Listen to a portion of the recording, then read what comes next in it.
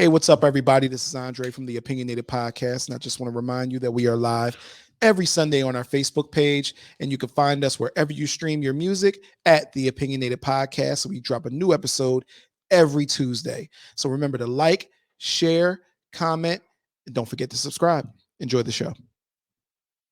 Hey, guys, welcome to the Opinionated podcast, and we are your host. I'm Cool Kev. Kevin Durant. And I'm Andre. And we have a special guest today. Yes, we do. Like to introduce yourself, please. My name is Randy Big Swoll Thornton, the former No Limit Soldier. You heard me? Straight from New Orleans, Louisiana. All right, y'all hear that? Yeah. I love that intro. We got a No Limit Soldier in the building today. Actually, a very, very accomplished man. As we studied up on him, we was like, whoa. Yes. For real, yes. So we want to get, how we going to break, like we want to get into your backstory, where you started from, your upbringing, your family, your family upbringing, everything. You mind breaking that down to us, Randy? Yeah, I'm from New Orleans, Louisiana, born and raised, third ward hardhead, you heard me? I played football and I was All-American. I was the number one player in the nation coming out in 1984. I went to University of Houston. I made honors, and I signed as a free agent with the Denver Broncos, and I played in the NFL and I played in the CFL. And after my football career was over with, I went to wrestling school, became a professional wrestler. And while I was wrestling in Japan, one of my childhood friends, Percy Miller, who y'all call Master P, gave me a call and told me to come work for him. And I am the original Big Swoll, the No Limit Soldier from World Championship Wrestling. And I left No Limit in 2000. And since I left No Limit, I've been a mental health care advocate. And I also do a lot of work with sleep apnea, where I go around and teach people about sleep apnea. And my main goal right now is to use the platform, because at the time I was with No Limit, we was the number one record label in the world, and we had millions of people.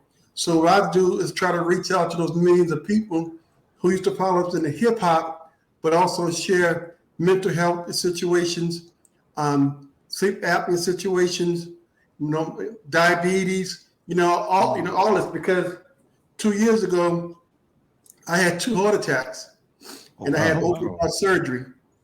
And a lot of people don't know, because they say I'm always smiling, but I'm on a heart transplant list. I'm connected to a machine 24/7. At night, my wife has to plug me into the wall, and I have a machine under my shirt that I have to keep on my hip 24/7. But I never let people know, because I'm always smiling, and that's because I'm still here. Right. And a lot of people think, my biggest accomplishment in life was playing pro football, or joining No Limit, and that is far from true. My biggest compliment is I'm still here. Yes, that's right. That's what matters. Now, you said you grew up in New Orleans, the Third Ward. We seen in them earlier days, as you said, around the 80s, you was out there, so that was the height, pretty much, of when crack came into the neighborhood. Oh yeah. Oh hell yeah. And how you see it now, how they play. I always speak about this, how the whole opioid epidemic is, how they got commercials for help and shooting centers and all this stuff like this to get these people help. But back then, I remember as a kid, they call it a disease now. It's a disease, but before it was an epidemic. Right. Yeah, but when I was a kid, we were supposed to, when crack came out, we were looking down. We had to look down. Right. People that smoked crack were looked at as bad. Mm-hmm. But I had family that was, that sold drugs and dealt drugs. These people were people I love. They didn't look at that like a sickness. Right. Do you want to speak on that? Because yeah. Well, in New Orleans, drugs has always been here. You got to remember, we talking about New Orleans, Louisiana, where rock and roll, jazz. So heroin, we call it heroin in New Orleans. Mm-hmm. Yeah, it's been around forever. It's not nothing new. And the crack I know. I mean, it's crack ain't never. Well, let's be honest with you. Crack ain't number cocaine. So, cocaine. Right. Cocaine has been around for a long time, and you got to remember. People tease me these days, and they say, why crack got so important? It's because people like Master P made it popular with a song like "Make Crack Like This," where he taught the world in all the inner city how to make crack cocaine from the start to the beginning. And I tell people all the time, it's just, it is what it is, Sorry. Yeah, because, and it was this whole stigmatism in the black community. They don't understand. Like, I grew up in all of our hosts, we all grew up in that stuff, and they don't understand the stress it was day by day, going to the park, hanging out with your friends, always having to look over your shoulder, seeing what's going down, and the stress it put on us in them early 80s and 90s. Mm-hmm. The stress a kid had to go through back then. It was like, in New Orleans, that was our life. That was regular for us. I mean, brother, living in the Magnolia, I'm from the Lafitte Project, but the other guys are from the Calio, Magnolia, Iberville, Desire. That's all we had was drug dealers. Even in the 60s, my uncles were drug dealers.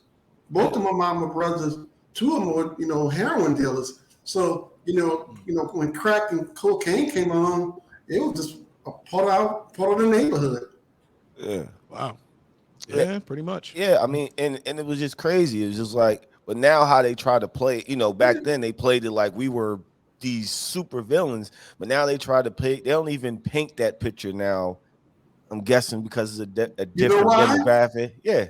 You know why? It affected a different color. Because it's white drug addicts and black drug addicts. That's why. Because let me tell you right now, you can call crack cocaine what you want. It's still cocaine. Yeah. Okay. You can call it a black man. A white man can get caught with cocaine and do 5-6 years in prison. A black brother get caught with crack. He doing 40 fucking years, 30 years for the same shit. Yeah. So it's a color barrier thing. If you want, when I hear people talk about inner cities, do you want to see a real drug affected neighborhood? Go to West Virginia around the white folks, and you really see how bad drugs is. In the hood, we live in good. Go to West Virginia, but among Donald Trump crack ass people in West Virginia, and you really see drug addicts. Yeah. Absolutely. It was different. So, moving on from that, you said you went to the University of Houston. Was you there? What was it? The 5 Slammer Jammer? Was you there at that time, or was you there at the? You was there at that era. That was who was on that team? It was Hakeem Olajuwon, Clyde Drexler. Ooh, oh my God, Michael Young. But we also had people, Carl Lewis went to University of Houston. Leroy Burrell. We had a lot of, but 5 Slammer Jammer, go Cougs. And let me tell y'all something right now, because I know you're gonna ask me. Because Master P always telling people he played basketball at University of Houston. No, he didn't. No. Really? No, he didn't. He tried to walk on, and he didn't make the team. So, and I read all the time. Oh, Master P played for the University of Houston. He was All-American at the University of Houston. Well, where the fuck I was at? Because I was at University of Houston. And people get mad at me for saying this. Seriously, they get mad at me. But I'm not going to be in line for nobody. You might be my boy and my friend, but I'm not going to lie for you. Right. I mean, that's all you got to punch in. Randy Thornton, University of Houston. All my stuff gonna come up, pictures, everything. Yeah, we seen it. We seen it. Name, you ain't gonna find shit. Yeah, because he did say in his documentaries that he played for Houston, but I thought so. Yeah, I thought so also. No. This is news to us. Yeah. We went to U of H at the same time. As a matter of fact, I don't know a guy named D90 from No Limit Versi Carter, and Earl, and we was all from New Orleans, and V90 and Master P was best friends, and he tried to walk on at University of Houston because at University of Houston I was the shit. Okay, I was the man on campus, and no. No. It's just, I got into an argument the other day with a guy. When he was playing basketball in the NBA, I took care of the brother. Okay. I fed him. I made sure I brought him to practice. I was his trainer, everything. I got people telling me right now that he played professional basketball. He played preseason, but he didn't make the roster. Yeah, he explained that right? he played for the Toronto Raptors in preseason, but he explained that they didn't give him a contract because he was in between of the no limit no limit movement. That was a whole thing. The music they wanted. Oh my goodness! He about to give us the dirt. Yeah, so I don't know. To give us the dirt. I don't know how much he don't like it. Look, it's stressing him out just hearing some BS. But that's what we were told from his side, that he had a choice to either play basketball and give up No Limit, but he decided to keep No Limit over basketball. Let's talk about something else, man. Okay. Come on. Let's move on. Let's move on. Let me tell you something. People really get mad at me when I tell them the truth. Because how can you make a basketball team and you average 1.9 points a fucking game? Hey, listen, it ain't no hate here. We only listen, we let people tell what they gotta tell their story, especially people who was there. I wasn't there, so I'm not gonna judge you for it. And let me tell you something, and I'm gonna get this straight. Mm-hmm. I love No Limit. Okay? Right. Do I like Master P? No, we don't get along. We're not friends. We're not associates. We haven't talked in 20 years. When I had my 2 heart attacks, nobody from No Limit called my house. Nobody from No Limit called my family. Made sure we need bread, water, or anything. And I accept that, what it is. I've moved on with my life, just like they moved on with their lives. I have no hate towards the brother. I got no hate towards No Limit. But I'm going to tell you one fucking thing. I'm not going to lie. And, you know, if you ask me a question, I'm going to tell you the truth. Now, I've had people tell me, you can't tell me something, you know. I've been there. I was there. You know, I was there with Snoop Dogg. We went got Snoop Dogg from Death Row. I was there when the Death Row brothers tried to jump Snoop, you know, at the concert. You know, I was there when he played NBA. I was there for all these stuff. And people, they hate me for telling the truth. So I just stopped telling people stories. Because they say, oh, you're a hater. You never stop telling your story. See, that's your story to tell. Your story. Here's the biggest thing why I get pissed off about the whole haters thing.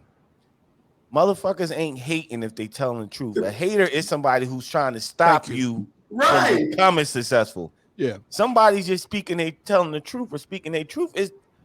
That's exactly that. That's exactly what it is. Yeah. That's why I don't do that whole hater shit. When a motherfucker got to say you a hater, they got no better line than to come back at you for fucking exposing. That's them. it. Because they hate to hear the truth. They hate to hear it. Yeah. So I'm not. You know, so that's like a lot of people. They always ask me why Cash Money and No Limit didn't like each other. That's not true. We had no beef for Cash Money. Just like, you know, Soldier Slim was best friends with Juvenile. He was best friends with BG. You know, I mean, Cain and Abel, C Murder, all of them guys got along. The problem was, you know, P and Birdman didn't get along. Fuck them 2 niggas. We didn't give a shit about them anyway. They didn't get along. You know, the other cliques, we hung out with each other. We had no beef. Wow. It's a lot of knowledge and truth getting dropped right now. Like I said, we don't the ones. We don't do that old bullshit. You know what I'm saying? So we want to keep this story pushing along. Now your NFL career, we see that you played for the Denver Broncos. What was that? 88 to 1990. Yeah. Yeah. So you was there, I guess, in a John Elway. Who was there? John Elway. John Elway was there. Shannon Sharp. No, not yet. Say that was too early. I mean, that's when did Shannon Sharp get drafted? No, he was in high school.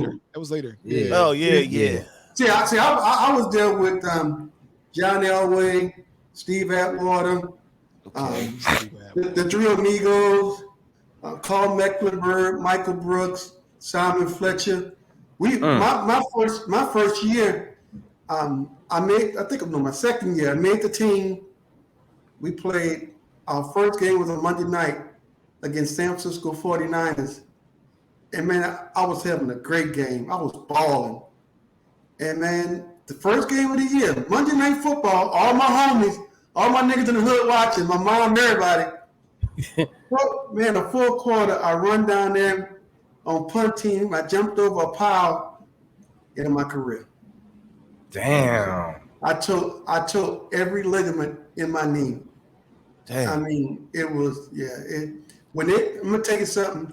When they call a cart out on you ever know when everybody get called a cart, they start crying? I cried. Yes. When they get that, we're having some connection issues because we hear you, but it's a little broken up. Is everything good with the internet? Do our internet look good? No, our internet's good. I'm about to say I hear him fine. You hear him fine, Kev? That's all that matters. That's all that matters. Yeah. Continue. You're saying when the stretcher comes and people cry, you started crying. Fucking right. I cried like a fucking baby. Yeah. Is it right then that you kind of is it like a fear that when they see the stretcher come that they know that the career is over? You know what happened? You know something is wrong. Look, watch any NFL football player get taken off the court, and you always, the head down. Because your life is passing in your head, Where do I go? Where do I go from here? Do I still, with my situation, I still remember the doctor come telling me, Randy, you tore your knee up real bad. Do you have any other life skills besides football? Wow. That's how the NFL fucking do you? Yeah. He say that to you in that point. But he was telling the truth. I'm about to say at the same time, he got to be real with you because you can't set no false expectations. It took me years to get my. The next year I got traded to the New York Giants, and I was playing behind Lawrence Taylor, and I asked the New York Giants to release me. I couldn't walk. Damn. I mean, NFL stands for not for long. Yeah, I heard that. Yeah, they said whatever these brothers can get it. Okay. Get as much as you can because when the cheering is over, it's over. Because, I got a lot of friends that's driving Mercedes, working 3 fucking jobs and shit, trying to keep that image. I don't have no image. Nigga, I drive a Ford Explorer that's paid for. My insurance is $98 a month. And if you don't like it, you can kiss my ass.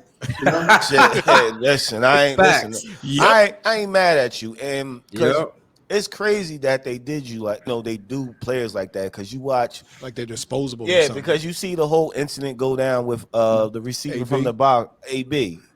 Let me tell you something. I'm pissed off at him. Right? Because I'm gonna tell you why. People don't know that the Tampa Bay Buccaneers offered him $200,000 to go into a mental institution. Okay? Yeah. They offered him financial help. Yeah, and he rejected it.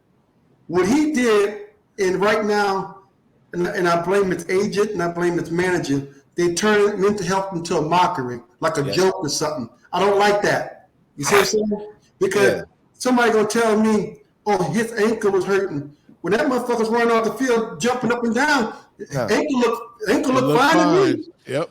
And see, that right there, I think was a setback that could have helped. If a high-profile player like him goes to seek mental health, the NFL would take mental health a lot serious because, like you said, with your injury, it's plenty of guys going through stuff like that wind up either killing themselves or not being able to come over this grief. But if the NFL had something in there for like mental health for players.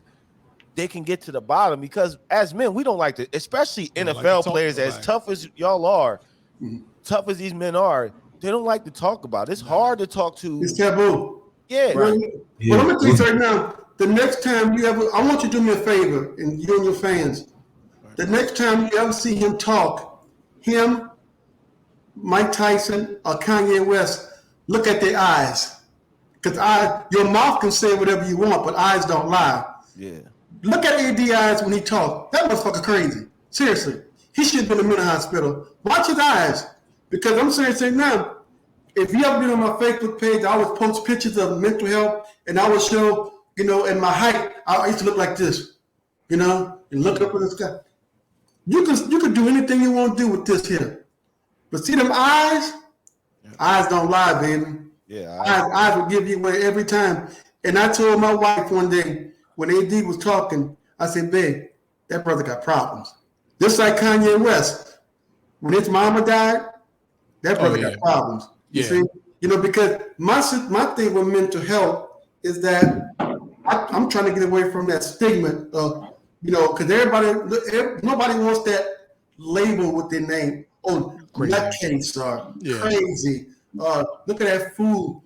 The reason why I can talk about it because motherfuckers call me crazy any damn way, so I don't care. So got you. I'm already labeled a nut. I've been crazy my whole life, and I try to tell these young guys all the time. People say, "Oh man, I looked up your record. You never been to jail. You never been to prison. Blah blah blah." But I'm the motherfucker that'll kill your fucking ass. I'm the one to play with. Because guess what? Bad boys moving silent. Okay, y'all from the hood. The most dangerous niggas in the hood are the ones that don't talk. Quiet dudes. And I got a couple of family members like that. I'm like, don't mess with him. He's quiet, but there's a reason he's quiet. Yeah. You see the ones that sit back and just watching? Yeah. Listen, I know. We know. You see, you see the big guy, the guy that's running his mouth like, yo, that ain't the one. You see that one that's just sitting there that hasn't said a word. Leave him alone. He been plotting. Waiting for the movement to go. Yeah, waiting for the movement to go down so he can react. That's who you looking out for. This guy that's screaming, he ain't nothing. And see, I used to like to fight, because I boxed, I did martial arts, I used to like to fight. But see, I'm that kind of person. I told my wife one day, I'm so surprised I'm not in prison. Seriously. Because I'm that kind of person. I'm very laid back. I'm very quiet. But if me and you fight, I don't want to just fight you. I want to hurt you. Because I don't want you to come back on me. You see what I'm saying? I'm breaking both of your legs. I'm going to try to break your neck or something. I'm not going to give you the opportunity to come back. But let me tell you what this ties into. This ties into my mental illness. I seen my first psychiatrist when I was in the 6th grade. So I've been dealing with mental issues my whole life. And my mental issues is the reason why the Raiders told me they was going to draft me in the 2nd round out of college, and I wound up becoming a free agent because NFL teams found out about my mental health. Damn. Wow. And can I ask, Scott, because I definitely want to get more into that. What prompted that first trip to seek help? Well, when I was a little boy, I used to be watching TV, right? And I started flipping. I just started doing cartwheels. Like physically flipping. Yeah, and I just be sitting there and I start flipping. So my mom brought me to a psychiatrist. Okay. I'm about to say my nieces do Yeah, the what's same wrong thing. with this boy? He just started flipping. And my nieces do the same thing. They'll be watching TV, flipping. I'm like, all right. And I just walk into the next room. Yeah, you just look at it as kids being kids. Kids being kids, yeah. So my mama brought me to a psychiatrist, and I never forget the woman was charging us. This is 1970s, and she was charging my mama $25 an hour. My mom's in nursing school. And so mama told me, look, we're going to go there. We're going to do what you got to do. We're going to get the hell out of here. It's $25 an hour. So I go in there, and I never forget the doctor asked me, she said, Randy, what goes in your brain? And I never forget, I told her, I said, I have a monster living in my head. And she's like, what? I said, I have a monster in my head. And I never forget my mama cried. And she cried and she cried. And the psychiatrist said, you know what? We need to start putting him into activities, football, baseball, basketball, boxing, something that can mentally tie him out. You know what I'm saying? Yeah. To start making him tired. And that's how I got involved in sports. But, the name of my children's book that's coming out, I have 2 children's books that's coming out dealing with adolescents and mental health issues, because mental health issues in adolescents are 65%. And this is my story.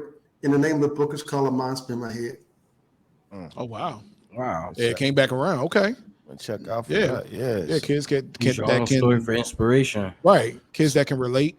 So Absolutely. So you saying as a child, I'm guessing that activities were kept, them activities. Yes. That's why I'm guessing you said you played football and then you hurt your knee. I'm guessing that's what led in you to say, let me take up wrestling to keep this monster at bay. Yeah. So Because see my heaven. See, I'm small right now. I'm small, But before I had my heart attack, I was big Swoll. I was 290 pounds. Just with muscles, I used to, I was bench pressing 600, running 1,000. 600. And but that was every day. So working out was my heaven because it gave me therapy. I can go to a gym, with a hood over my head, and nobody in the gym would fuck with me. I didn't talk to nobody. I didn't talk about your wife, your girlfriend, none of that. Don't ask me for no fucking spot. None of that. don't bother me. And it was my heaven. Right. But this is something too. When I was at the University of Houston, before my senior year, that monster came back in my head. Really? And I don't know what happened. I guess, they were just putting so much pressure on me my senior year, Yeah. And man, I was sitting in rooms and cry. Wow. I would isolate myself from my friends. I wasn't eating. In the first game of the year, I never forget, I went to my coach, his name was Jack Pardee. And I said, Coach, something's wrong with me. I'm not here. Something's wrong with me mentally. Instead of the University of Houston help me, they benched me. Of course. Damn. Yeah. See, I got benched. So I was benched for full 5 games. In your senior season? Yeah. Oh, wow. That's crazy. And that's a lot. And I came back in the middle of the season and had the best season of my life. But what happened was, when I was with the Denver Broncos, there's a coach by the name of Mike Nolan. He's a very famous coach in our NFL. Right. But his first job was to teach me how to play linebacker. But I was a corner and safety in college. And I never forget, we had a day, and he was driving me. He said, Randy, I want to show you something. So he brought me to the war room. He said, see your name? I said, yeah. He said, read it. Aggressive, love to hit, fast, strong, smart. And I got to that last word, uncoachable. Wow. He said Jack Pardee called every NFL team and told them you had mental issues, that you was uncoachable. So how did they justify your mental? I don't want to. How can they justify your mental disability with you being uncoachable? Well, you got to remember too. You're talking about 1987, 1988. Mental health issues. Mental health was not even talked about. Yeah. It was. I hated the University of Houston so much for not helping me. I hated the University of Houston. I just started communicating back with them 2-3 months ago. They called me, the Alumni Association. They apologized. They was like, Randy, look, we want you, people like Simon Fletcher, to come back to university, And I forgave them, because that's part of my healing, is to forgive, because, a lot of people didn't know. A lot of people didn't know, 2 days before my first game, I tried to kill myself. I was sitting in the dorm room with a gun in my mouth until one of my teammates walked in, and that's just my whole purpose. And I use this platform for No Limit with the No Limit Soldiers. I want people not to be, don't be ashamed to get help. If you know somebody got mental problems, come on. Absolutely. Yes. Don't be afraid to get help. And I want to get that stigma away from, especially the Black community. You'd be amazed how many emails and messages I get. Oh, Swoll, thank you for talking about mental health. Man, I couldn't do it. Man, you're brave. I'm not brave. I'm just not scared to talk about it. Right. And that's our problem. I have a friend of mine right now who's he met this girl, and I told him it's crazy. Leave her alone. All right. Okay. Guess what? She busted all the windows out of his car, busted all the windows out of his house, and I told you. I said, "Well, I told you that girl was a nutcase." And he said, "Man, I seen it. Oh yeah, but yeah, okay. She ain't act. Yeah. That's what my mom used to say. She would tell me if a girl was crazy, she thought a girl was crazy, and I'd be like, "How you know?" And my mom would say, "Boy, crazy, no crazy." It's a universal fact. Crazy, no crazy. Yeah, universal fact.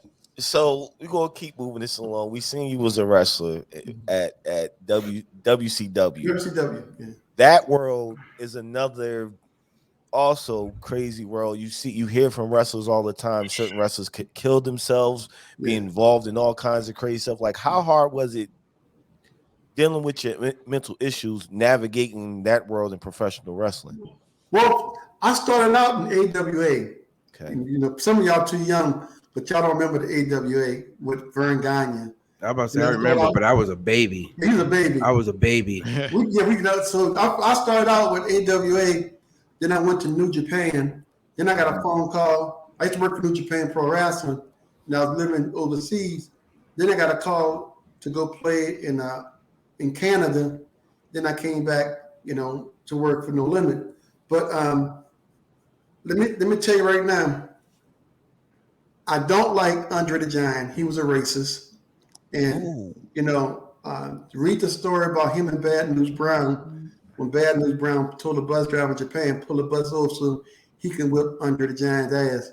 And Andre the Giant refused to get his 7-foot ass off that bus. Everybody want the peanut? You was there for that? And I don't like Ric Flair. I can't stand the nature because when we was at the No Limits, when we was at WCW, he said some things that I didn't like.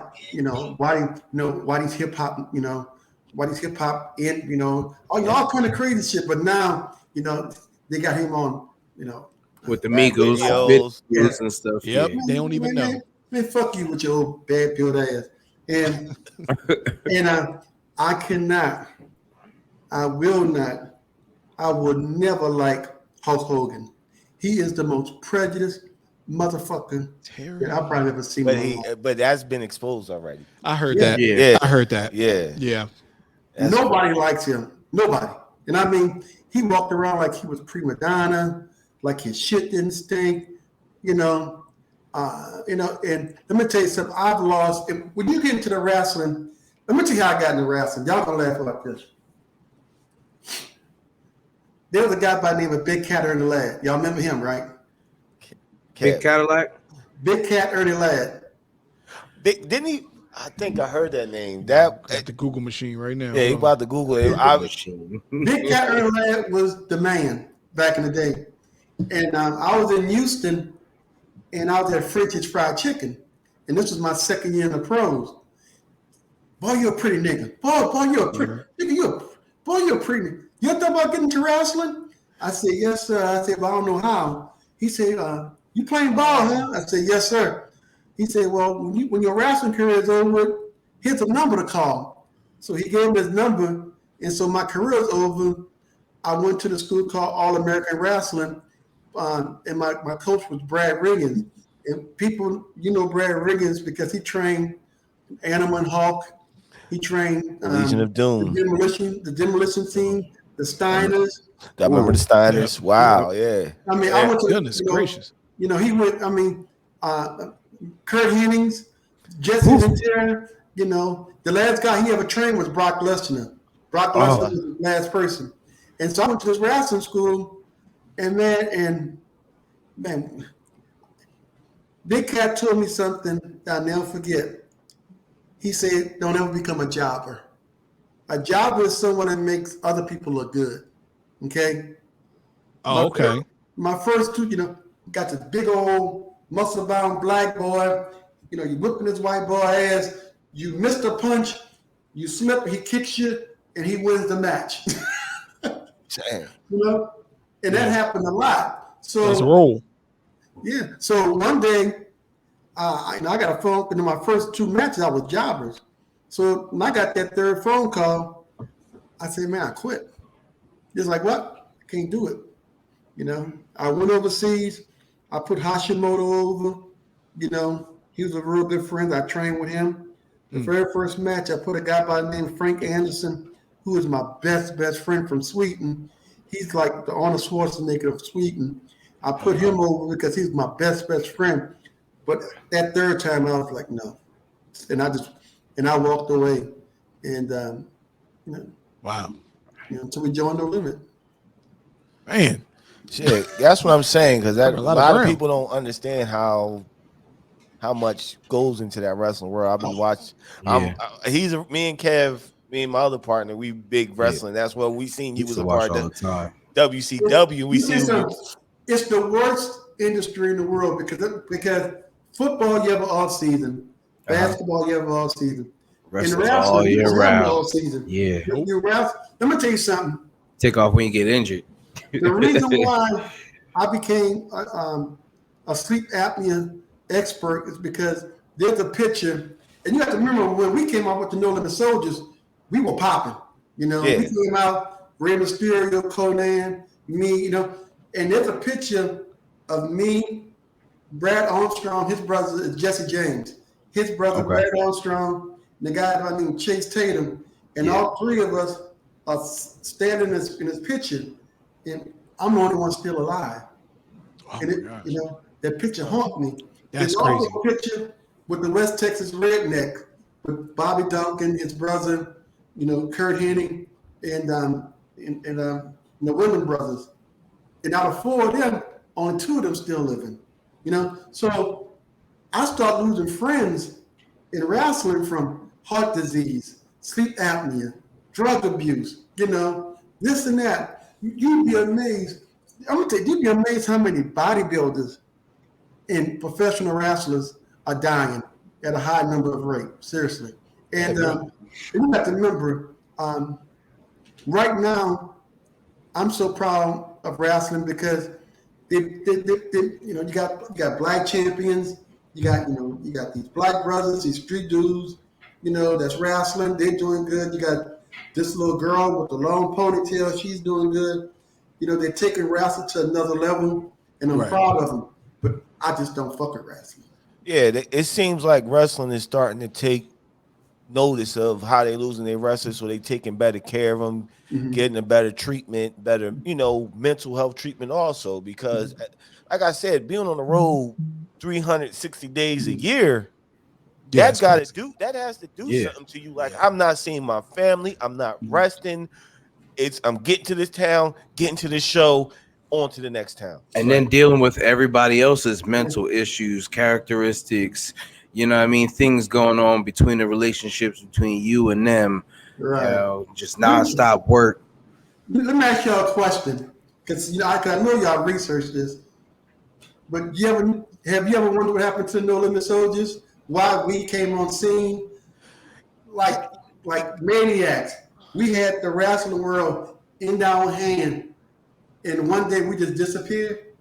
Yeah, what happened with that? Because that was the height. It was the height of the attitude era, and it's like either you had WWF, which was mainly a lot of white boys, but you had WCW, had Joel, the Harlem Heat, what was it, Disco Inferno? Yeah. Who else is there? We had a lot of Latin wrestlers, Razor Ramon, Kevin Nash. Well, okay, Want me to lie to y'all or tell y'all the truth? No, I only want the we truth. We Only want the truth. Always. Okay, this what happened. I'm the reason why No Limit got into WCW. WCW didn't call Master P. One day, me and him was sitting in a lobby in Los Angeles, and Conan came on there and was saying, I'm body, and rowdy, right? So I looked at P. I said, P, I can get us in wrestling. Nigga, stop bullshit, nigga. You can't. I said, P, I can get us in wrestling. So what I did was I called Brad Riggins. Brad Riggins called WCW, and he hooked up the meeting for me to fly. So you got to remember. So I tell P, I said, P, we in. He said, well, man, look, I'm doing this because he was doing some album or something. He said, look, I'm gonna fly you and a lawyer to to Atlanta, and y'all handle it. So we flew to Atlanta, and I walk in. There's Kevin Nash, Macho Man Randy Savage, Dusty Rhodes, all sitting next to each other. So I'm starstruck. Yeah. Right. Yeah. I want to know what to do. Yeah, I'm starstruck. So we sit down and we negotiate. You know, I got P at $500,000 up front. You know, I signed for $300,000. And man, my wife kept telling me, Randy, get your own lawyer. I said, oh no, we got to know Randy. Don't fuck with Master P's lawyer. He's looking out for Master P. He's not looking out for you. And as a black man, you don't know what you're talking about, girl. Shut up. Comes back to haunt me. So they made Dusty Rhodes our promoter.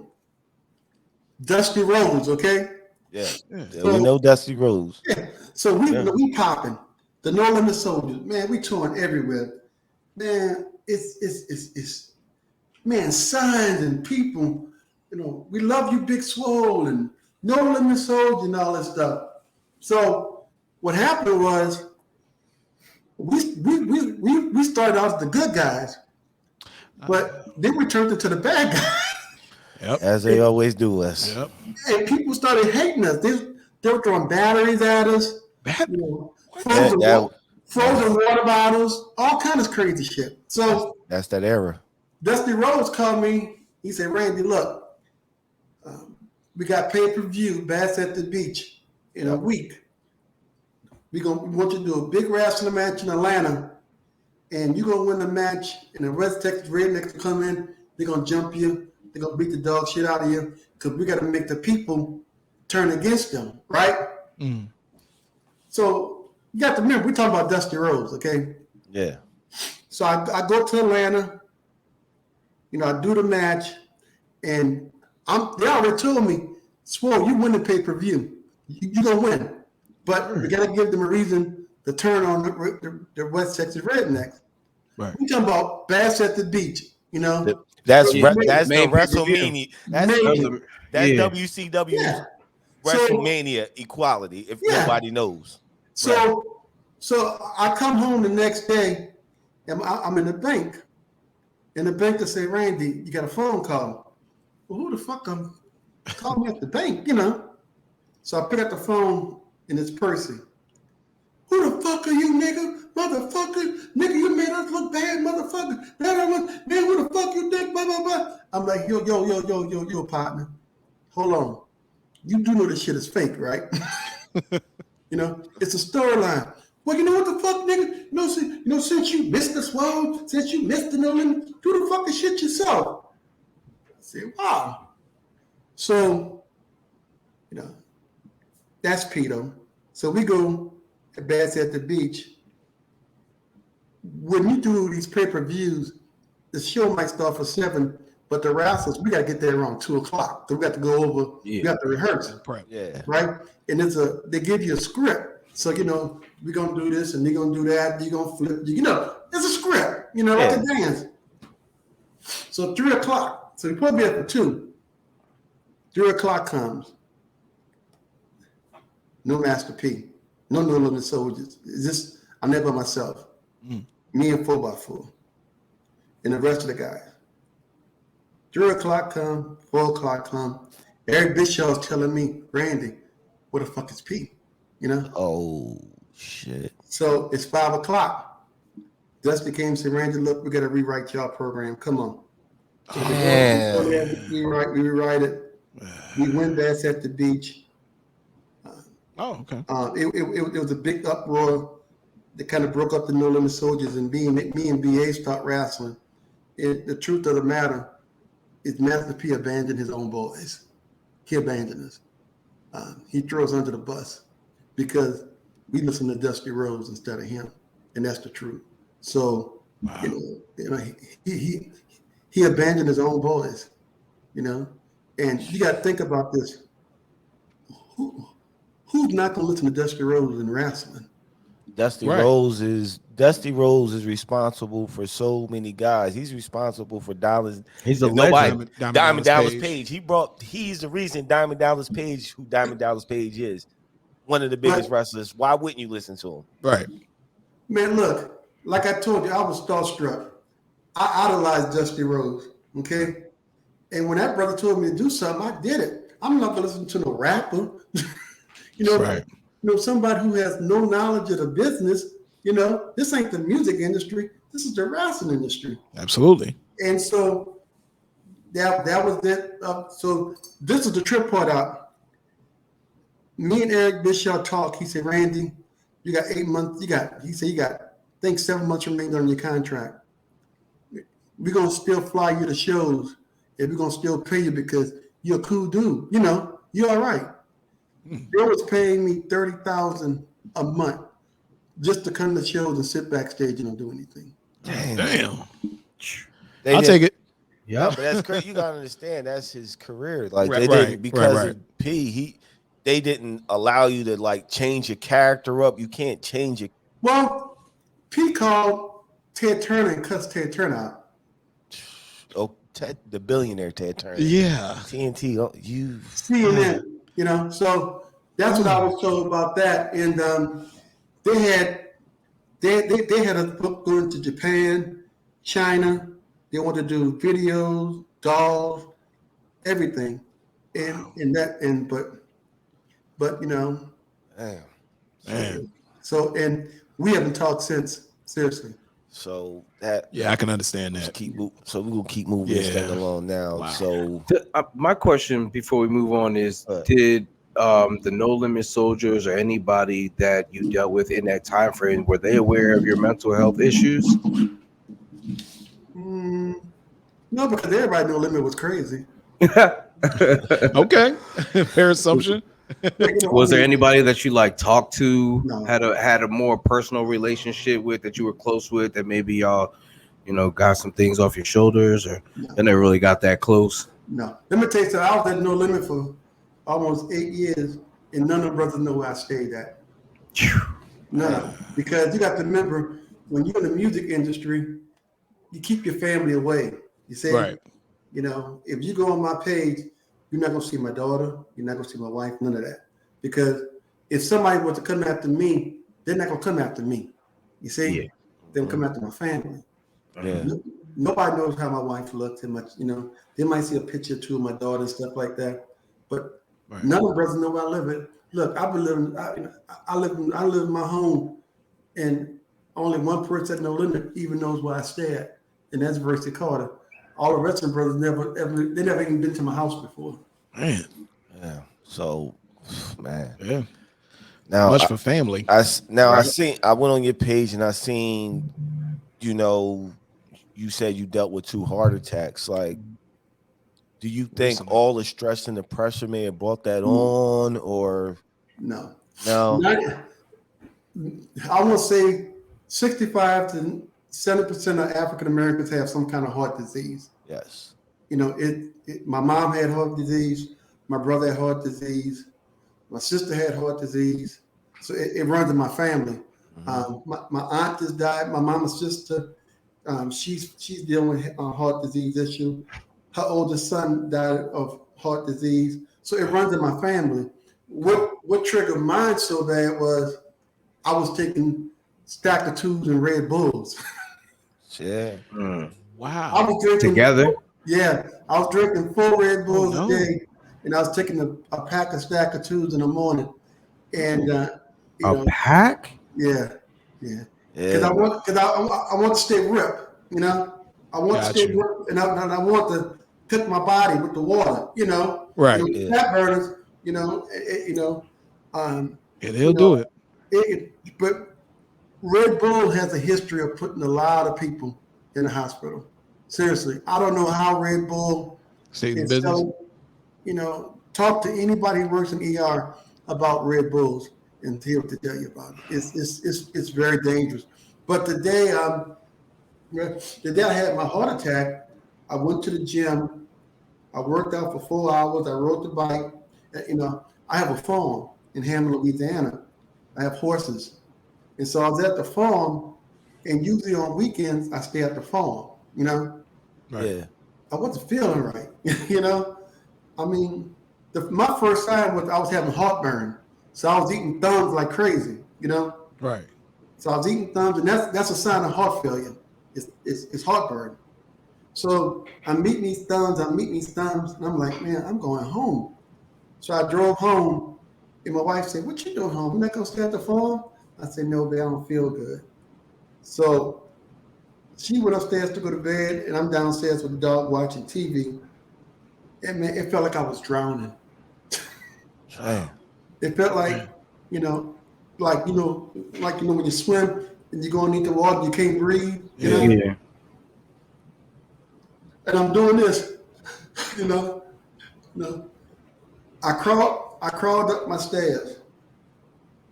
And I never forget, I told my wife, I said, babe, I want you to stay calm. I said, but I need to call an ambulance. She said, what? I said, I'm having a heart attack. Yeah. So I go to the hospital, 2:00 in the morning. That's when you got your little play for people in the ER. They playing, talking on the phone and shit. Talking, yeah. Yeah. So I go to the ER. They tell me I had anxiety. So they release me. I go home. I have another heart attack 30 minutes later. So the same ambulance driver picked up the first time, picked me up the second time. And they was like, Mr. Thornton, the fuck you doing home? I said, well, they really. So we go back, and then the ambulance driver is fussing with the people in the ER. So this one doctor came in, because it was like 8:00 in the morning. He said, did they run any tests on you? I said, no, sir. So he said, you run some tests. So he ran a test. He came back an hour later. He said, bring him upstairs. He said, huh? He said, Mr. Thornton, you had 2 heart attacks. Dang. Yes. He said, your heart is developing to a shape of its own, which a lot of athletes have this, because people don't realize the heart's a muscle. So when you train and young, you're working out and you're running, and then when you stop doing all that, the heart is like muscle. It turns to flat, So I went upstairs, and they kept, they gave me a pacemaker, and so I go home, and I go to the hospital a month later, and they kept me for 45 days. And so now I'm connected to a heart machine, because my heart just wasn't improving. So they put what they call an LVAD, and this is like a valve. This is a machine. It's called an LVAD, and I have a 2-inch cable that goes in my stomach, and it goes in my stomach, and it goes to back of my heart to a machine, and a machine keeps me alive today. So, but one thing I like to tell people is, my whole thing, like getting into mental health and healthcare, is prevention. Yeah. Because as Black folks, we don't believe in going to the doctor. We don't believe in examination. Yeah, And it's been a while. if you can catch something early, it could be fixed, like cancer, diabetes. You talk to these people about diabetes, they don't realize that diabetes causes more blindness than anything in the world. You got so many African Americans that's going blind because they have diabetes. You got sleep apnea. You look at Hall of Fame Reggie White. Okay, Reggie White died of sleep apnea with a sleep apnea machine next to his bed that he never used that one time. Crazy. He never used it. And you got so many, you look at it, look at all these football players, look at all these bodybuilders, look at people overweight, like they're down in their sleep. And what's happening is, when you lay down, you go to sleep, you put your head back, your tongue is rolling in the back of your throat. And that's what blocks you from breathing. That's why that's what makes you snore. And a lot of people say, oh, I don't have sleep apnea. But you ask this person they sleep with, does this motherfucker snore? Is he breathing? Is he gasping for air? Yeah, he has sleep apnea. That's sleep apnea. And this is something I want my wife that. This is something I want you to realize. Sleep apnea is killing people all over the world. Okay, and then everybody think, oh, it's overweight people. No, it's not. You have more people that's in shape, bodybuilders, wrestlers, football players that have sleep apnea. Can explain to you. When you play these sports, we got to get our necks big and our shoulders strong, right? Yeah. So right. Big neck. When we go to sleep and we lay back, the neck is collapsing our airway. Yeah. That's why so many athletes die in their sleep. Now, there's another thing. I had somebody tell me, well, I'm not an athlete and I'm not fat, but I got sleep apnea. Because you have a tethered tongue. And I know people say, what's a tethered tongue? Let me tell you, a tethered tongue, that part of the tissue on the bottom of your mouth, is loose. It's, you have what they call a fat, lazy tongue. So when you go to sleep, your tongue rolls in the back of your throat, and it's called a tethered tongue. And a lot of people, I'm talking about women, men, children. One time back in the day, when a lot of kids were dying, it was called a crib death. You remember that? Yeah. Crib death is not sleep apnea. It's a tethered tongue because you put your baby on the back, and while the baby's sleeping, his tongue is not developed and strong enough, and the tongue rolls in the back of the throat, and it suffocates. Yes. So, a lot of people talk about, look up tethered tongue. It's a lot of people don't know about it. It's something that, I can watch somebody talk, because I've been doing it so long. But you ever seen somebody who had a lips, their tongue tied, they tie like that? Yeah. That's tethered tongue because their tongue is fat and is lazy, and they don't have that piece of tissue on the bottom. It's not holding it, and that's a tethered tongue. Yeah. And so you can look at somebody when they talk, and I go, "Oh, he has sleep apnea." and that's a serious thing. I don't understand why that is such a stigma in the Black community about going to the doctors. I ain't gonna lie, because I recently found out I had high blood pressure. I wouldn't go to the doctor to save my life. Yeah. Nor would I take the medicine. We used to operate on if it ain't broke, don't fix it. Until the doctor was like, you got two choices. Either you start taking this medicine or your family's going to find you in the bed dead. Right. Because I also had I also have high blood pressure also. Yeah. I have high blood pressure. I have diabetes. I have sleep apnea. My sleep apnea is under control. I have heart disease. I also have something called, a lot of people talk about concussions with the NFL. Right. But I'm going to educate you on something called white master's disease. Okay. What's that? White master's disease is when people hit their head or have a lot of concussions. The nerve that's deep inside the brain is damaged. If you look it up, like I said, it's white master's disease. And if you look it up, a lot of people have it, but a lot of people don't know about it. And I have 47 white spots in my brain, and they're getting bigger and bigger. So dementia is going to kick in on me. It's just a fact. Man. And a lot of people, when they talk about, everybody want to talk about concussions. No, I've had friends of mine who played pro football. Oh, my head. I said, man, next time you go to the doctor, ask them to do a scan on your brain and see if you have white master's disease. Is that everybody does it? Come back, tell me I got white master's disease. Is that what happened? No, what happened to Junior Seau? Because that was too many concussions because he shot himself. Yeah. I hate to speak on this, but you know, rest in peace. But he shot himself in the chest because he kept saying he's having a brain issue. He shot himself in the chest and donated his brain to science so they can. Well, so that, but it also has to do with mental health too. Yeah, so he was dealing with.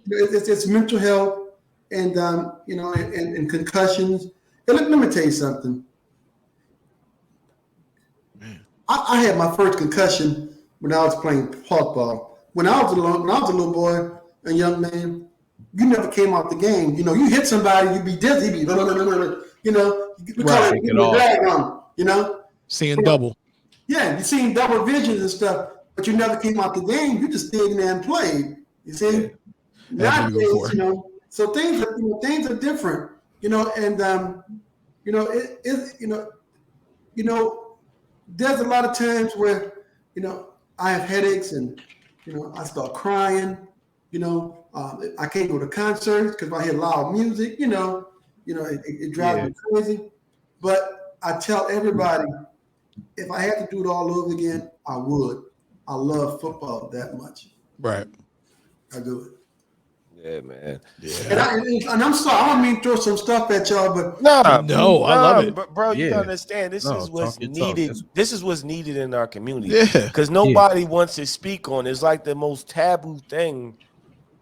I don't understand, and I really can't grasp why. It's like, why is it so hard? We were brought up to be strong and not talk about your problems. You were looking weak, and now they're trying to show people it's okay to not be okay and to not only embrace it but seek help, and that there's outlets now. Think about this: as a man, we protect our family, right or wrong. Right, correct. Absolutely. But as a man, we also should protect our family from health issues too. We should make sure that our children get examined twice a year. You know, we should get examined twice a year because prevention is the best thing to keep. So if you have cancer and if they catch it early, they can cure that cancer. Yeah. See? But if you don't go to a doctor and get examination and you're going 3-4 years with cancer and you walk in there, it's too far gone. Stage 4. You know? We can't help you, you know. Just like me, one year, you know, I started losing a whole bunch of weight and I couldn't keep weight on and blah blah blah. And I go to my mama's house and I look like I was Ethiopian or something, you know. My wife said, "Come on, look, you know, my mom's taking you to the hospital." Man, my sugar was 978. I'm going to a diabetic coma. I was gonna say I might sound like an idiot. What is it supposed to be? 120. Wow. 120, something like that. Ooh, okay. Mine was 978, and the doctor told me, he said, "We're not letting you go." So they kept me in the hospital for 2 months. I stayed in the hospital till they got my sugar down. But you know, but not going to the hospital. You know, because when the doctor came to him, he said, "Mr. Thornton, why you not taking your insulin?" I said, "What's the insulin? What are you talking about? You're a diabetic." "No, I'm not. I'm not no diabetic." And the doctor said, "You're stroking right now." He said, "How you not on this ground? I don't know." And that's how I found out I was a diabetic. 978.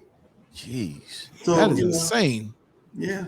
So what advice should you on our platform? What advice do you give to?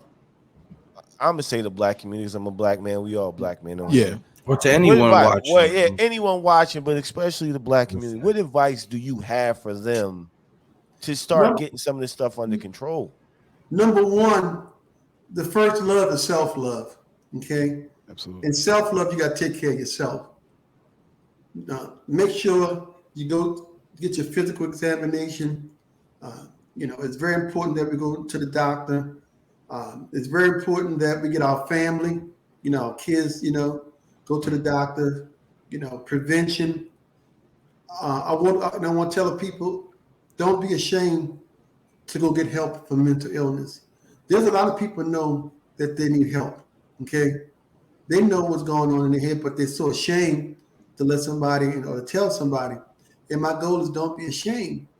Just like sleep apnea, you know, if ask your spouse, do I snore? Do I stop breathing? Do I gasp for air? And if they say, yeah, go take the test. And let me tell you, I don't want to hear nothing about that test, or I don't have no time, I don't have this. Well, make time. Because I just had a friend of mine who just died from sleep apnea a month ago. His 10-year-old daughter went in a room and found him dead. Oh, man. You know, so, you know, come on, you know. And so, you know, we have to take this mental health, you know, stuff very, very, very, very seriously. It's just like I look at people like Kanye West. I look at people like AD. I look at people who can really take this to the forefront and they not. Everybody's laughing at them. You know, people laughing at Kanye West. You know, they're laughing at AD. You know, they're laughing at these people. You know, and it's not a laughing matter. You know, I mean, just imagine how many brothers are sitting in prison because they had mental health issues. Right. Undiagnosed. Yeah, undiagnosed. You know, and you know, so it's, you know, and one thing I want to tell people too: stay away from fast food. Fast food is killing us. Processed food is killing us. Okay. Yeah. Agreed. But it still comes back to, okay, I can go to McDonald's and get a number one for $7.19. Now, if I go buy a head of lettuce, tomatoes, cucumbers, you know, and you know, broccoli or whatever, man, my fucking bill is $40. Yep. Yep. And you try. But it's better Probably for more. you. It's better for you. Probably more. So they're making it easy for you to kill yourself because it's so cheap. Yep. You know, it's cheap. Processed food is not good. When I changed my lifestyle and I started losing weight and I started eating healthier, I stopped drinking dairy milk. I stopped drinking sodas, all that. Man, all my medical conditions got better. You know, my diabetes got better. My hypertension got better. My sleeping got better. My brother, let me tell you something. And I swear to God, 5 years ago, I was taking 20 pain pills a day. Okay. Sheesh. I was taking sleep meds and everything. I was a walking drug addict. And that's because I've had so many knee surgery, neck surgery, you know, you know, my hands and man, and I'll never forget one day I asked my wife, I said, can I get a sleeping pill? She said, no. I said, what? She said, I'm not giving you no more. Paul, we had it out. Motherfucker, you give me a fucking pill, blah, blah. So I run to the store, I go buy a bottle of NyQuil. And I drank the whole bottle. So I'm sitting in front of my house saying, what the hell? I just drank a whole bottle of NyQuil just to go to sleep. That's not fucking healthy. Yeah, Man, no. So the first 2 weeks of me going clean was hard. But I was shaking, you know, I was Withdrawal. You know, because when I was going to the hospital, none of the doctors wasn't examining. What they were saying is what you need, you know, what you need, you know, what's wrong. They was your pushes. Yeah. So I go see one doctor on a Monday, he give me pain pill. I go see a doctor on a Wednesday, he give me a pain pill. I see a doctor on a Friday, he give me a pain pill. So, you know, I'm taking all these pain pills and I'm eating them like candy. This is very common in NFL. It's very common in basketball, baseball. It's very, very common, you know. But I just want you people to understand, you know, that mental health and health is so important. Yeah. You know, I'm here. People, you're looking at. Let me tell you something. You're looking at a dead man, because when I'm one of those people. When I was in the hospital, you know, you ever heard somebody they have that talk with God? You know, Yeah. I'm here, take me. You know, take me, God. I don't want to live no more. You know, that happened to me. I was 160 pounds. You know, I just learned how to walk a year ago. I couldn't walk. Man. I couldn't feed myself. I couldn't bathe myself. Man, it took me I've been walking for a year. Seriously, a year. God bless, brother. You know, I was in a wheelchair. I couldn't go upstairs. For 2 years, I didn't even know how upstairs in my house looked because I couldn't walk up the stairs. You know, and so, you know, I've been there. You know, I put the gun in my mouth. You know, you know, it took a young lady, a little black nurse, and I'm being honest with y'all, because we're gonna keep what the boy say 55th. We're gonna keep this real, okay? Yeah. Right.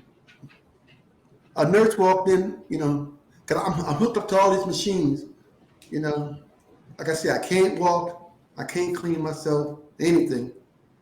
So there's a little black nurse, and this is when COVID started, okay? And she walked in and she said, "Swoll, why are you crying?"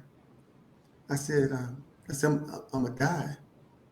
And she said, "Huh?" I said, "I'm dying." I said, "Look at me. I'm dying. I'm sitting in my shit. I'm pissing on myself, I'm dying." And she said, "Mr. Swoll, make you a deal." She said, "If you stop talking about dying, I promise you I won't let you die." And you have to remember, I'm a 50 plus something old man. And with that little bitty voice, "You promise? You promise?" "Yeah, Mr. Swoll, I promise, I ain't gonna let you die." My brother, I gave up. Seriously, I gave up. And I asked her a couple of times, "You promise? You promise?" He said, "Mr. Swoll, I promise you, you won't die." I seen that nurse 2-3 months ago, at a Walmart. And she looked and she said, "Mr. Swoll?"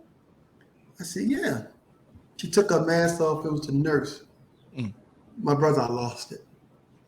I'm crying. The lady getting ice cream crying. The lady behind me in the chair, she crying. Her husband crying. I'm crying. Because she's like, "You walking.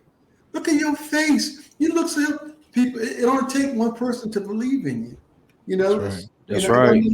And that's why I'm telling you, man, mental health, healthcare, man, we got to stop, stop thinking it's so negative. Yeah.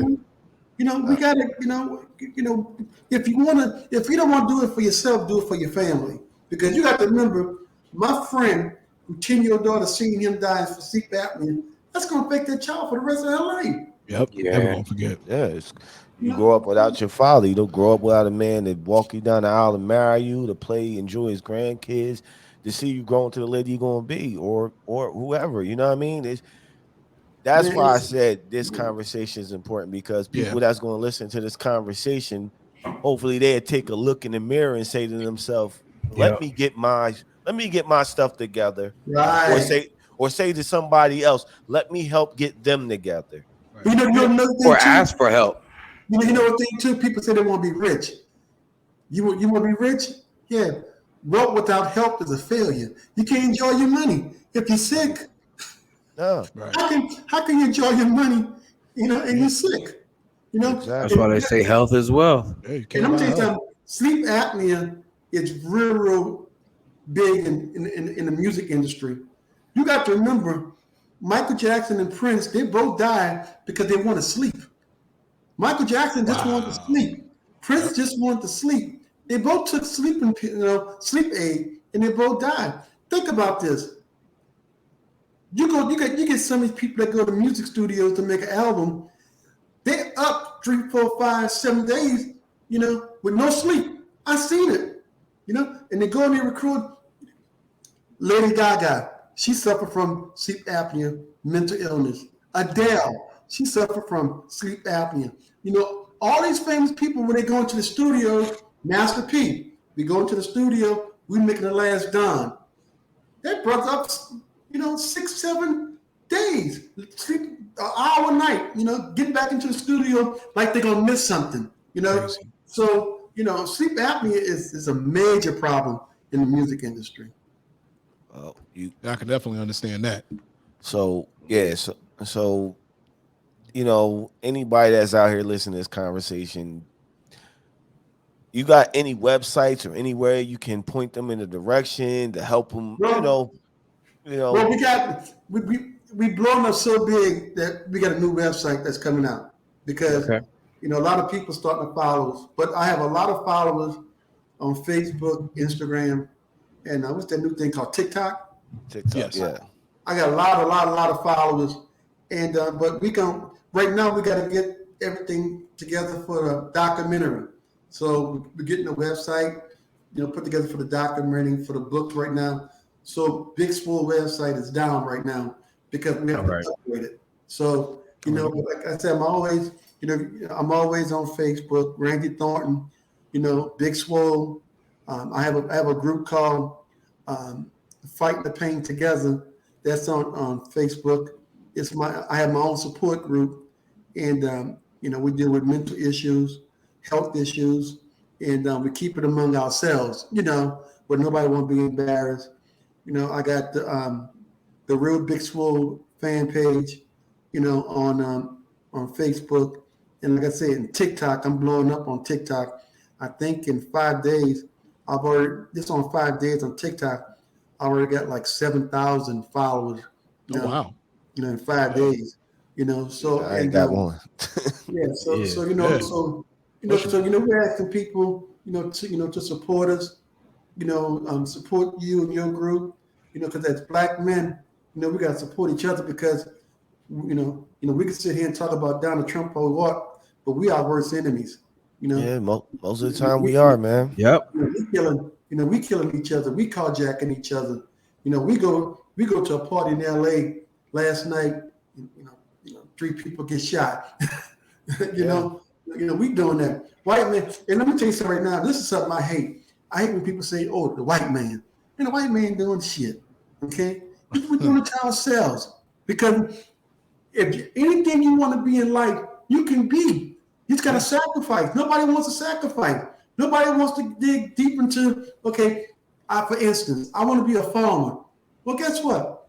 There's a program called United States Department of Agriculture that's giving people grants. USDA, if you want to become a farmer and you want to become a rancher or something, the government's giving free money away. But you got to apply for it. Yeah. There's so much stuff you want to be. Anything you want to be in life, you can be. But stop thinking that somebody's going to just hand it to you. Nobody's going to just hand it to you. You got to put effort. And that's one thing I think a lot of us right now, we're scared to put effort. We're scared to, we're afraid to fail. And let me tell you something right now. It's okay to fail. Just don't do it twice. Hey, with success, failure is guaranteed. Yeah. I was at a banquet a couple of years ago, and I was sitting at the table with Bill Gates, and so no bodyguards and me and him, because my best friend was up for equestrian horse of the year with the United States Equine. So I'm sitting there with Bill Gates, and I said, "Sir, can I ask you just one question? Just one question." He called me Swoll. Okay, Swoll. And I said, what made you successful? And he said, surround yourself with successful people. Lead the brothers in the hood. If a brother can't do accounting, he can't do marketing, he can't do promotion, he can't be a computer engineer, leave him. You can't, I had somebody tell me the other day, "Oh man, I'm going through hell right now." Yeah, go straight through it. Don't stop. If you're going through hell, go straight through it. Don't stop. Like that. Because when you stop, that's a problem. But we have to surround ourselves with better people. And let me tell you something. When I hear people, let me tell you something. I'm not going to talk about it, but that No Limit Chronicle, I couldn't watch it.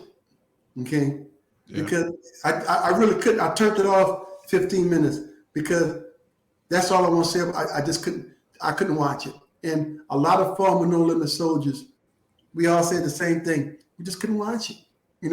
Because he surrounded himself with good people, but he surrounded himself with bars. And all these people, and it's just like Bill Gates. Bill Gates dropped out of school. This dude didn't know nothing about no computers. He was building computers in his garage. What's this guy who what's his name? The guy from Amazon? Jeff Bezos. Jeff Bezos started off on his garage with $10,000. He's opened a fucking garage. Yep. A garage. And he was dealing with UPS. He was dealing with U.S. Postal Service. He was dealing with all these freight companies. No, he's the richest man in the world. Absolutely. You got to believe in yourself. You have to. If you want to do it, do it. You know, don't worry about what other people will tell you. Oh, you know, people laugh at me because I have a farm. Oh, you got horses? Nigga, I'm happy. What the fuck you laughing for? Exactly. That's crazy to laugh at anyway. Nah, I don't pay attention when the shit in the motherfuckers that tell me. Yeah. And just like you three brothers, dedication yourself to this show. If one of them say, hey man, you know what? We should do this. Don't down the brother. Listen. You know what I'm saying? Listen to what they gotta say. Hey man, we got a platform over here. We got a platform over here. We should do this. We should do it. And so many people that say, man, what they gonna say about me? You know? I mean, they're gonna, people. That's why a lot of people don't become successful because they're so fucking worried about what people are gonna say. Yeah, you know? Man, and that's the reason why so many people don't become successful in life because they tell people their dreams and you're telling people who didn't dream it. So we tell somebody, hey man, I want to be a professional wrestler and a pro football player. Oh man, you're too skinny. Then you grow up to become a pro football player and a wrestler. Absolutely. It's called dedication. Exactly. It's called dedication. Wow. Facts. Well, we getting close to the end, so I want to, again, we want you to reiterate where everybody can find you at, name everything, drop everything, because this was one of the most fire interviews ever. Yeah. So Extremely informative, great stories. God. Yeah, so I enjoyed myself thoroughly. So drop everything for these people, where to find you at, where they can see you at, how they can catch you and hear you speak, man. The floor is all yours. Okay, look, you can go to Facebook. I got Randy Thornton, Big Swoll. I got Fighting the Pain Together page. I got the Real Big Swoll fan page. I'm on Instagram, Randy Thornton, Big Swoll. I'm on TikTok, Randy Thornton, Big Swoll. I do interviews every day. Every day I do an interview. And, my webpage is down, but I want people, please look out for the documentary, The Monster in My Head. It's a documentary on my life and how I dealt with mental health issues all the way from elementary school until now. And we also have the children's book that we just finished editing called The Monster in Your Head. It's going to be, we got the, illustration, cartoon characters, but we're doing it in a book form and we're doing the coloring book. And we also have a book coming out called A Secret is Safe for Me Confidential. It's a woman empowerment book. It's about a young lady who stopped loving herself and she met a man that loves her for who she is. So we got a lot of, we got a lot of stuff coming out. And man, I just want to say, to all of No Limit fans, I swear to God, I love every one of y'all. And everybody who send me message, I swear I read every single one of them. And, and anybody, with the hip hop community, football community, I'm speaking to everybody, follow me, we're going to share, we're going to educate, we're going to feed our family, but we're going to feed our family with knowledge. And that's my goal. Man, listen. Wow. Awesome. Mr. Randy Big Swoll Thornton, when you get all, we would appreciate you coming on the show. When you get everything up and running, man, absolutely. Our platform is open for you to come back anytime. Right. Whatever you got going on, man. Yeah, we love to hear more stories too. Yeah. Love to hear more stories. But I had a great time. Yeah, it was excellent. I appreciate meeting you. That was dope. So, all right, in closing, we were your host. I'm Cool Kev. Kevin Durant. And I'm Andre, and we appreciate you for joining us, Mr. Randy Thornton. And thank you. Thanks again. Thank for you. a dope interview. You heard me? You heard me. We out. Peace.